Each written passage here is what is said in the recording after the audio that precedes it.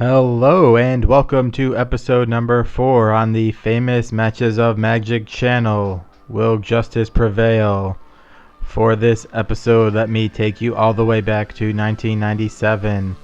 This match is featuring Mark Justice, aka the best player in the world. He was a squeaky clean kid from Salt Lake City. Justice started out by winning the Southwestern Regionals, where he came in second, which qualified him for U.S. Nationals, which he won, which qualified him for the 1995 World Championships, where he came in third, and was team leader of the first winning Nationals team. He then made top 8 of the first Pro Tour and finished second place at Worlds in 1996. He just kept churning out result after result and would go on to retire in 1999. If he kept playing after that, who knows what else he could have accomplished in his Magic career. But some say he may have retired for other reasons than just not doing well anymore. For example, there was a rumor of him adding muscle slivers to one of his draft decks, but this was just unsubstantiated and just a rumor. Also, there's an interesting story where there was a judge call during one of the last rounds of a Pro Tour involving Mike Long and Mark Justice. In the last game of the match, Mike Long drew a card and then yelled, "God damn it!" knocking over the die he was using to keep his life total. What happened next is one of two scenarios. Mike Long reset his die to a higher number when fixing his life total, or Mark Justice quickly adjusted Mike Long's life total downward on the score pad while Mike was fixing his die. The judge obviously ruled in the favor of the pretty boy Mark Justice, and after the match, Mark Justice was overheard saying, "Well, this proves it. They obviously hate you." Now, if Mark was the greatest player in the world and the hero, then Mike Long was definitely the villain. Mike was known for his trash talking and his multiple suspensions throughout his Magic career. These are two of the most accomplished early Magic pros and U.S. Nationals teammates on more than one occasion. They both helped take home the world title twice for the United States. Mike Long actually helped the United States take home the U.S. title 3 times for the United States. They were both nominated for the Hall of Fame by Mark Rosewater, yet neither of which received more than 10% of the vote. Rosewater wrote an article about Mike Long when he nominated him for the Hall of Fame in 2005, saying he was an early pioneer in deck design and had an influence on how deck designing technology evolved. And he also explained how much of a tournament organizer he was and how much he wrote articles about Magic and just how much of an influence he was as a whole to the game. Many felt that Mike Long did not qualify due to his playing controversies. Long had been given a warning for improperly shuffling his deck at Pro Tour Los Angeles, for example, but these were much different times. I personally find it hard to believe neither of these players are in the Hall of Fame. I remember doing mana weaving, for example, when I was young. If you didn't play back in the day, mana weaving was taking 2 cards, then putting one of your lands, then 2 cards, and one of your lands to make the ratio of cards to lands as even as possible, and then to shuffle the minimum amount of times. Yes, these types of things were extremely common, so don't look too harshly at Mike. In 2000, if you told me that one day there was going to be a Hall of Fame for Magic and neither Mike Long or Mark Justice would be in it, I would just say you are insane. There is absolutely no way. If you follow the Pro Tour in the early days of Magic, you cannot talk about it without talking about Mark Justice or Mike Long. Should Dan Marino not be in the Football Hall of Fame because he's not as good as Tom Brady? This just makes absolutely no sense, and modern day pros just have no respect for these early pros who had to figure Magic out on themselves. They did not have Magic Online, they did not have the internet, they just had the cards and they had to figure Magic out. But now that we got my rant out of the way, let's talk about this Pro Tour. For this Pro Tour, it was Mirage block constructed, so they could only play with cards from Mirage, Visions, and Weatherlight. Also, this was the first tournament with the Paris Mulligan rule. Up until this point, there was no mulligan rule other than you could only mulligan if you had no lands or all lands. Other than that, you could not mulligan. The Paris mulligan rule allowed you to mulligan any hand you wanted, but then you would get one less card for each time you mulliganed. There would be several other mulligan rules over the years, but this was the first new mulligan rule that was debuting in 1997 at Pro Tour Paris, also known as the Paris Mulligan Rule. This was a drastic difference to the strategy of the game and a very big deal that would be debuted here. Mark Justice was playing a deck known as Black-Red Voodoo. This was a deck of cheap black creatures with red burn spells and some black discard spells for disruption. This deck looks pretty unimpressive. The most important cards in the deck for this match are Coercion, essentially a 3-mana duress, and Stupor. Mark Justice only has a 1 Stupor main deck and 3 more in the sideboard, so game 1 is going to be extremely rough on Mark Justice. Now Mike Long will be playing a combo deck known as Prosp Bloom for Prosperity Cadaverous Bloom. All throughout the weekend, Mike Long was seen talking to people who worked at Wizards of the Coast, asking them if they planted the cards for this combo in the set to see if anyone would figure it out, because this deck was just too good and that these cards should not have all been in these 3 blocks. They worked too well together and there's just no way that this was an accident. This deck will sack everything to a Squandered Resources to get a Cadaverous Bloom in play, to then discard everything to Cadaverous Bloom to cast as big of a Prosperity as possible, to then discard everything it draws off Prosperity to cast another Prosperity, to then discard everything from that to cast a Giant Drain Life to kill its opponent. Now it is important to note that they did not know each other's deck lists, and that Mike Long has only 1 Drain Life in his deck, so only 1 win condition, and he only has 1 Elven Cache in his deck, which is a regrowth that he could get his 1 Drain Life back. But Mark Justice does not know that he only has 1 Drain Life, so this is going to be important for you to know. Now don't worry, even though Mike Long's Prosperity Bloom deck is on a completely different level than Mark Justice's Voodoo deck, this is an epic match with many twists and turns you don't want to miss. So let's find out if Mark Justice can prevail over the villain Mike Long. Now! Alright, Mike Long has a decent hand here. He has a Swamp and Island in play, a Cadaverous Bloom, Natural Balance, 2 Undiscovered Paradise, an Infernal Contract, and a Prosperity. He doesn't have any good 2-dropped here in one of his counter spells, or his best card, Squandered Resources, which is Acceleration that will really let him go, but a counter spell or a Squandered Resources would be really good here. But he does have an Impulse, so let's see how this game plays out. And Mark Justice has exactly what he does need here. He has a turn 3 Coercion, which is all he really can do here. This is his only form of disruption game 1, his 4 Coercions, and his 1 Stupor. So let's see, what does Mark Justice going to take here? He could take the Impulse because he could play it right here, Mike Long, but more likely he is going to take the Cadaverous Bloom, and that is what Mark Justice does take. He does take the Cadaverous Bloom, and Mike Long goes ahead and casts the Impulse at the end of the turn, and off of the Impulse, Mike Long goes ahead and gets another Cadaverous Bloom, which just gets him right back to where he was going, and Impulse is an extremely powerful card for this time in Magic's history. Mike Long untaps and plays an Undiscovered Paradise, which will go back into his hand if he uses it, which is why he wants to play that the last possible point.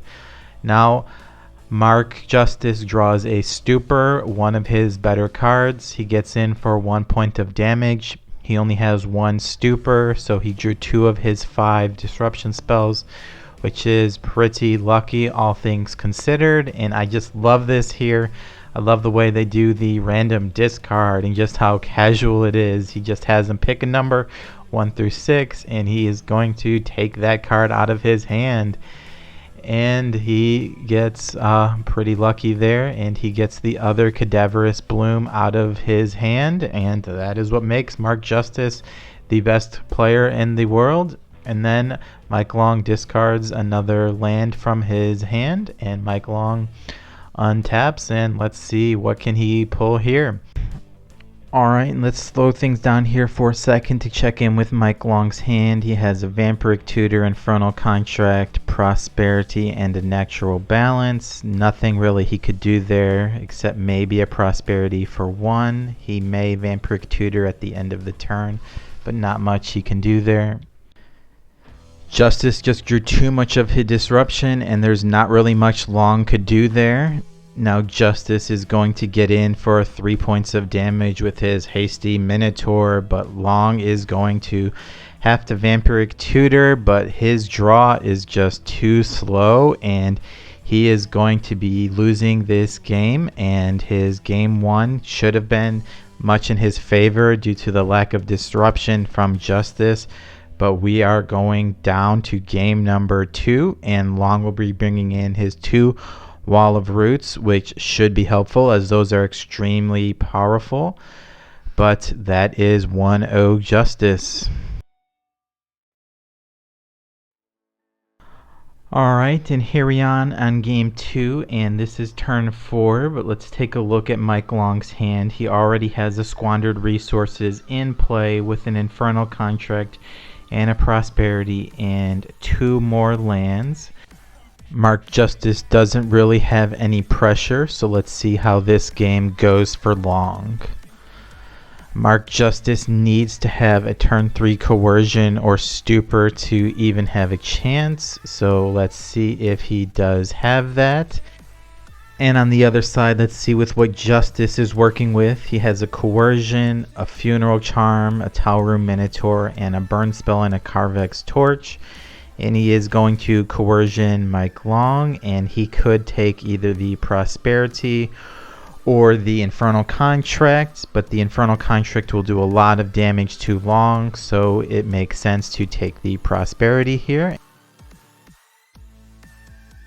I mean, this whole scene is just absurd for a Pro Tour. I mean, Mike Long is keeping his life total with dice on the table that could just fall over at any time.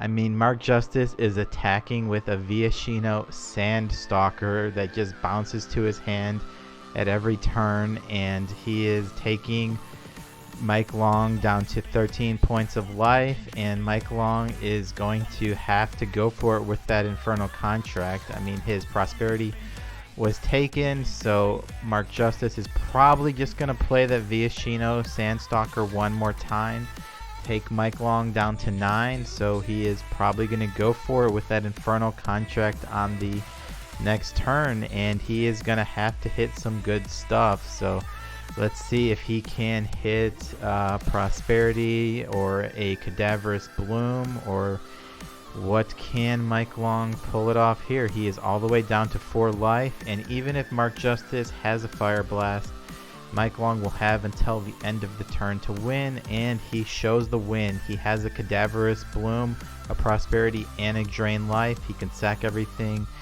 to his Squandered Resources to cast a Prosperity, to discard it, to cast a Drain Life.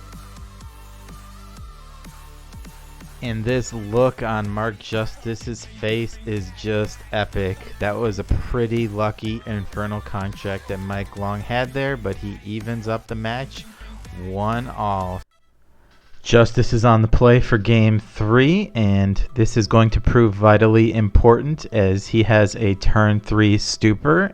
And notice that Long has a turn 2 Undiscovered Paradise, which if he uses, he will have to return to his hand. And he does have an island in his hand which he chooses not to play, which is very important. And he does have 2 Prosperities, a Vampiric Tutor, and a Natural Balance. Now I wonder why he chose not to play that island. I can't really figure out why. But now he is at 16 life, and Justice is putting on the pressure with a Talroom Minotaur. And man, this is just putting on the pressure, and Long is looking like he is in trouble once again. He really does need a squandered resources, and there is no Wall of Roots in sight. He only has 2 Wall of Roots in his sideboard. But what do I know? I'm not in the Hall of Fame or anything. I kid. But anyway, Mike Long is at 11, and this looks very bad for him. And it looks like he might go down another game, and he has to go for Prosperity for 2. If Justice hits another discard spell off of that Prosperity, then that will be all she wrote, and he hits the Coercion, and that's all she wrote. On to game number 4.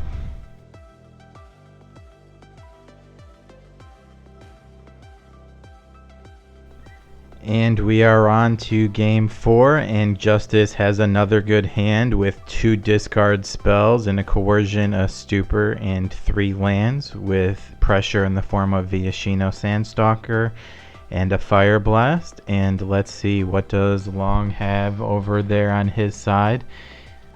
One thing Long is definitely missing is lands, and it looks like he is going to take the Undiscovered Paradise with the Coercion, which he is able to do. And Mike Long does have a Wall of Roots, which is able to accelerate him, and he is going to Impulse to hopefully get a land. But it looks like that is not going to help him, and the Impulse does not find Mike Long a land. So let's see if that is going to be an issue for him. But he does have a Squandered Resources, and a Squandered Resources is such a powerful card. Squandered Resources is what makes the deck tick. It fixes the mana, it accelerates him, it allows Natural Balance to work. It just does everything that he needs. You are able to use Wall of Roots both on your turn and on your opponent's turn, so he's going to be able to cast a Squandered Resources off of it, and he's going to be able to Impulse on his opponent's turn. Wall of Roots also enables him to block the small creatures of Mark Justice. So Wall of Roots is just such a powerful card, as I was talking about earlier, and we are able to see that power here. So Mike Long is now going to discard an Infernal Contract to the Stupor after getting one discarded randomly off of it, and Mike Long just passes the turn back to Justice. And let's see what King Justice come up with here. Does he have any more discard spells? Because that's really all that matters to Long.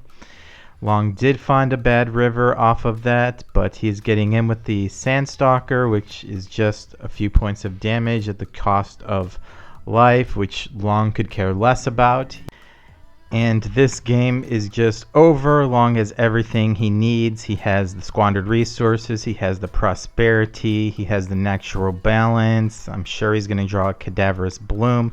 He's just drawing his entire deck. He is going to be able to drain life off Mark Justice, and this game is just completely over, and it looks like Long is going to be able to tie this game off, as he just gets every land out of his deck with the multiple Natural Balances. He's just toying with Justice. He's drawing literally his entire deck into his hand, drain life, and bam, that is all she wrote. On to the final game in this best of 5 match. Now that all happened a little quickly, so let's slow it down for a minute. But Mike Long, he sacrificed everything to a Squandered Resources, which he then used the mana from sacrificing his land to a Squandered Resources to cast a Natural Balance, which he then got to get 5 lands into play from that, which he then sacrificed again to cast a big Prosperity. And then he used all of the cards he drew off the Prosperity to then discard to a Cadaverous Bloom. Then he got a bunch of mana from his Cadaverous Bloom to cast another Prosperity. And then he discard all of the fresh cards he got off of that prosperity to cast a giant Drain Life, and that is how he just killed Mark Justice. Alright, and now we are on to Game 5, the grand finale, and Mark Justice keeps a terrible hand of 6 lands and a Fire Blast. Now keep in mind this is the first Pro Tour with the Paris Mulligan rule, so we could have threw this band back for a better hand, but he chose not to do this, and we're going to see how this pans out. And now before the game begins, we are going to go to the other side, and let's see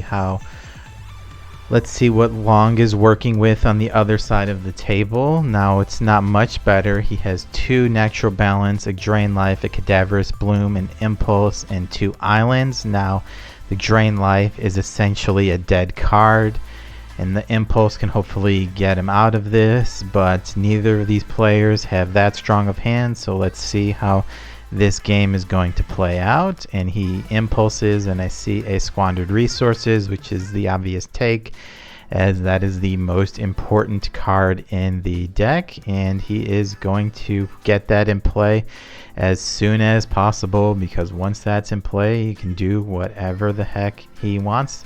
And Justice peels a Stupor off of the top, so if he can get that 1 Drain Life out of the hand of Mike Long, then this Pro Tour could be over. As I reminded you in the beginning, there's only 1 Drain Life in the deck, and Long has sideboarded out the Elven Cache. So right now, Justice, the best player in the world, could win this Pro Tour without even realizing it, and he named a 4, so he just gets an island, which is extremely lucky, and then Long just discards another island, so this Pro Tour continues, and Long has the potential to take down the first international Pro Tour Paris. Now, what has Justice come up with this time? He started with 6 lands, but he hit another discard spell in the form of Coercion. He has another opportunity to take the Drain Life, but Long responds with a Vampiric Tutor. All Long really needs to get here is a Prosperity. He has everything else he needs for the combo. If Justice takes that 1 Drain Life, if he knew the deck list, if he knew that's the only win condition Long has, then this Pro Tour is over. But no, he takes the Cadaverous Bloom, and Long has everything needs. He has the Prosperity, he has the entire combo, so he is able to win. Now Long is going to toy with Justice. He is going to be able to draw his entire deck. He is going to be able to sacrifice everything to get Natural Balance off, to just get all of his lands, his entire deck in play. Now there is no need for all of this, but Long is just toying with Justice. He just likes to see him squirm. He is going way over the top. He did not need to generate this much mana. He did not need to get every land in his deck in play, but he is just going over the top in true Mike Long style. This is why everyone likes to watch him play. This is why everyone would come out to watch his matches over everyone else. He drew the numbers. He was the all-star. Everyone liked to watch Mike Long, whether they would believe it or not. They wanted to see him win, lose, or draw. Mike Long was the man of early Magic one way or another. Long is going to pull off the most famous Drain Life in the history of the Pro Tour. If Justice had just taken the 1 Drain Life out of his hands, he would have been $30,000 richer, but he did not know that, and if this had been open decklist, then this would have been completely different, but the rules have changed over time, and let's hear Mike Long enjoy his victory in the final seconds of the Pro Tour. 14, 16, 18, 20, 22, 24, 26, 28, 30, 32, 34, 36, 38, 40, 42, 44. Mom, I got hit with a 44-point Drain Life today. 1 Drain Life. 1 Drain Life. And you thought about it too. Okay. Mike Long takes it to become Et Michael Long est le vainqueur de la finale. I can't believe it! You could have killed me!